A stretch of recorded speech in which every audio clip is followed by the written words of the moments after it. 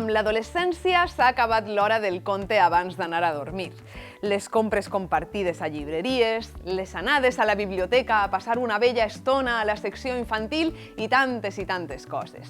Amb l'adolescent hem d'aplicar noves iniciatives, deixar enrere les estratègies clarament fallides de les lectures obligatòries i ser capaços d'entendre que no podem mesclar la formació del lector literari amb el gust per llegir.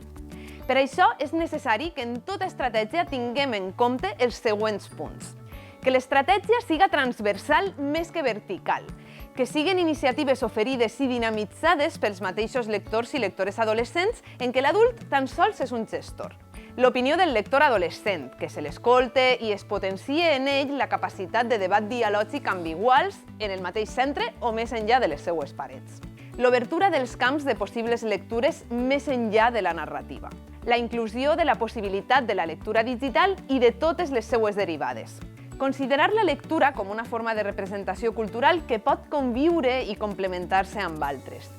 I, especialment, començar a reflexionar sobre la biblioteca pública o de l'institut i la seva funció social per als adolescents.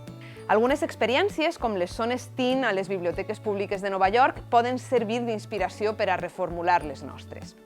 Però on s'expressen en gran mesura tots els punts anteriorment citats és en els clubs de lectura d'accés lliure i oberts a tot tipus de lectors i lectores.